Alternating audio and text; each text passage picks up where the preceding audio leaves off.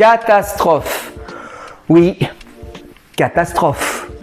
Salut les aquas, j'espère que vous allez bien, en tout cas mieux que mon aquarium, parce que je rentre de vacances, je suis parti une petite semaine, donc il est dans un état lamentable.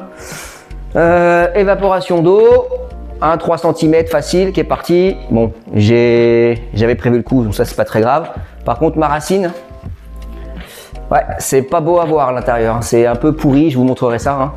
J'irai même la frotter, je vais faire 2-3 choses. Évidemment les vitres.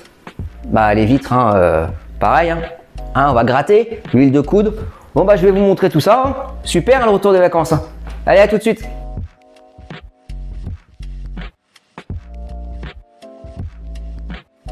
Je profite de ce moment plus tranquille pour vous parler un peu des paramètres. Concernant les nitrites, nous sommes évidemment à 0, sachant que le bac est cyclé depuis 2 semaines. À peine 1 pour les nitrates, 7,9 concernant le pH, 6 pour le GH et 4 pour le KH. Sur ce, bonne vidéo les aquas. Bon, je vous prends avec moi, c'est pour vous montrer la catastrophe. Voilà. Qu'est-ce que je vais faire avec cette racine? Tout simplement, je pense que je vais la sortir. Et je vais aller bien la rincer, la gratter et puis la faire sécher, comme cette partie normalement restera constamment émergée. Ça devrait le faire. Mon erreur, c'est je l'ai mise sous l'eau, je l'ai rincée et après je l'ai posée directement. Donc en fait, elle aurait dû être bien sèche avant. Je vous remontre. Voilà. Bon. Apparemment après avec les plantes qu'il y aura dedans, ça se verra pas. Mais bon. Donc, je vous ai pas parlé tout à l'heure, mais bon, ça va de soi. La couleur de l'eau, catastrophique. Donc ça, c'est, je m'en doutais. C'est le tanin qui a été relâché par la racine. Donc à force de faire des changements d'eau, ça devrait se régler, il n'y a pas trop de soucis. Donc voilà, donc qu'est-ce que je vais faire là tout de suite? Eh bien je vais aller nettoyer cette fameuse racine. Hop, on retire tout ça. Je parle là que ça va accélérer.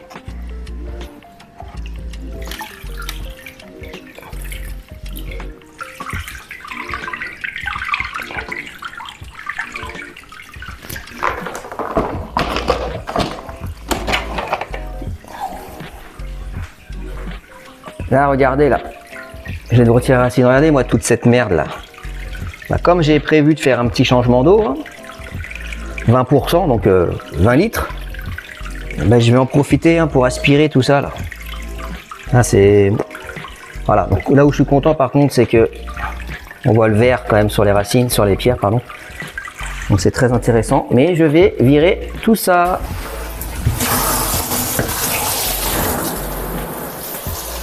Alors voilà, ce qu'on va bien rincer. Je vais gratter après. On arrache tout ça. On va gratter. J'ai une petite brosse exprès. Voilà. Regardez-moi ça là. Regardez-moi ça là. Parfait pour boucher ça. Pour boucher la douche. C'est parfait ça. Allez. On nettoie. Et j'y vais brosser un petit peu. Les aquas, maintenant on va passer au siphonnage. On va vider 20 litres. Allez, c'est parti.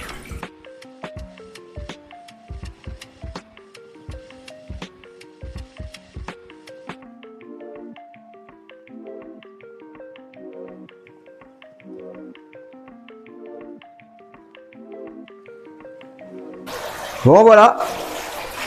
Évaporation plus 20 litres de retiré, ça fait pas mal quand même, ça fait pas mal.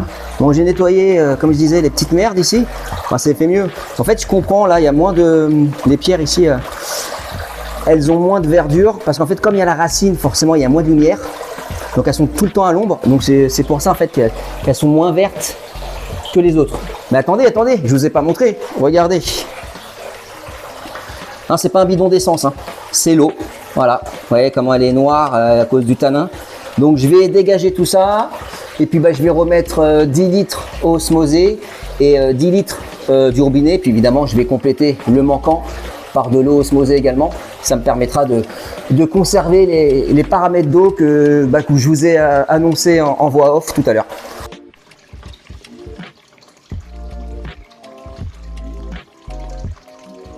Ah, bah voilà. Après quelques heures, c'est quand même beaucoup mieux. Bon, il faudra que je refasse 20 litres, donc 20% la semaine prochaine pour continuer à enlever ce tanin. En parlant de tanin, regardez la racine, je l'ai fait sécher un peu.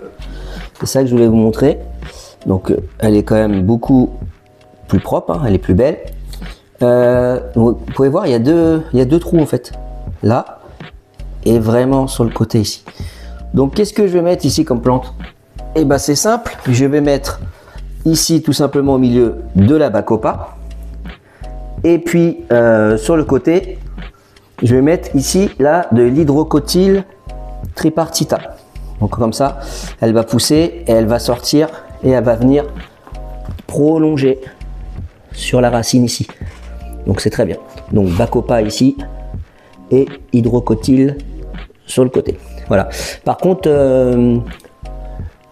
qu'est-ce que vous feriez à ma place? Ou est-ce que vous ajouteriez de la Bucephalandra quelque part là, ici accroché ou pas? Parce qu'il faut savoir qu'un bac rivière, normalement, il n'y a pas vraiment de plantes, il n'y a pas beaucoup de plantes. Donc j'aimerais connaître votre avis. En fait, je me tâte un peu là-dessus. Donc si vous pouvez un peu m'aiguiller, est-ce que je mets de la Bucephalandra, une ou deux accrochées ou pas? Voilà, merci. Et pour les plus observateurs d'entre vous, hein, les aquas, regardez, j'ai rajouté là, ça se voit, hein. Là, il y en a deux ici, et je crois qu'il y en a une au fond. Et ici, là. Bon, en fait, c'est simplement du silex que j'ai récupéré pendant les vacances, comme c'est une pierre neutre. Donc, je voulais rajouter, combler un peu les trous. J'espère juste que, voilà, vous voyez, ça va se verdir un petit peu. Bon, voilà ce que ça donne, hein. Donc j'espère que ça va se verdir un petit peu et puis on verra, hein. Sinon je sais pas ce que vous en pensez. Voilà, je trouve que c'est plutôt pas mal. On va voir. Alors maintenant on arrive sur la fin là, hein, donc je vais attendre tout simplement que cette fameuse racine sèche complètement pour la remettre ici. Sur ce, abonnez-vous, likez, partagez la vidéo si tout ça vous a plu. Donc allez, je vous dis à plus tard les aquas. Allez, salut!